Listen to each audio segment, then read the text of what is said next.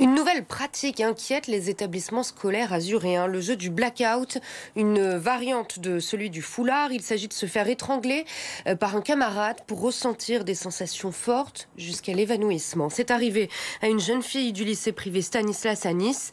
Elle en garde aujourd'hui de graves séquelles. Sa famille a accepté de nous rencontrer pour alerter. Reportage Manon Aversa. Jeu de la tomate ou encore Blackout Challenge. Il y a plus d'un an, Charlotte a été la victime d'un de ces jeux d'asphyxie alors qu'elle se trouvait dans la cafétéria de son lycée. Il y avait plein de gens qui criaient que c'était rien, que je devais le faire, que c'était ok, enfin qu'il allait rien m'arriver et tout ça. Ils ont même pas attendu ma réponse en fait. Du coup, un des garçons a pu serrer son bras autour de mon cou.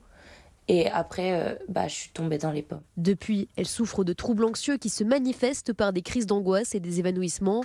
Troubles qui s'amplifient en présence de ses agresseurs, car elle va continuer de les côtoyer en classe, placée à quelques mètres seulement d'elle. Elle va également être victime de harcèlement. Par exemple, il y en a un en option musique, il est arrivé un jour et il m'a dit « Alors, ça fait quoi d'être étranglé ?» Le jeune homme à l'origine de l'agression sera renvoyé 1 semaine. Pour les parents de l'adolescente, la sanction est inadaptée. Il dénonce un manque d'action de la part de l'établissement. On leur donne l'enfant le matin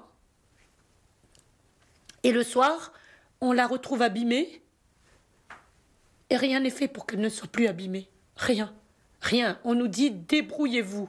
Une plainte a été déposée au pénal. La justice a condamné l'auteur de l'étranglement à un stage de citoyenneté comme alternative aux poursuites. Une plainte a aussi été déposée contre l'établissement, mais jusqu'à ce jour, aucune avancée n'a été constatée.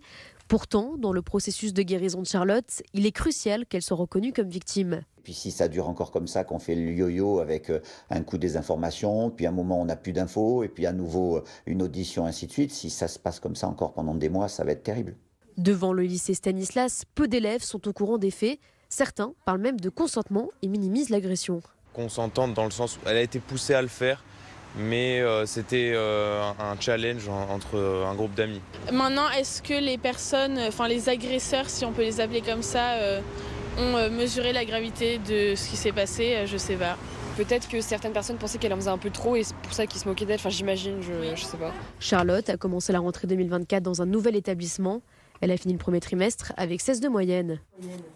Et la direction de Stanislas a répondu à nos questions sur ces faits qui ont eu lieu l'année dernière. 2 garçons ont été en conseil de discipline. Ils ont écopé d'exclusion temporaire, l'un d'1 semaine, l'autre de 2. Le directeur insiste sur le fait qu'il y a de la sensibilisation.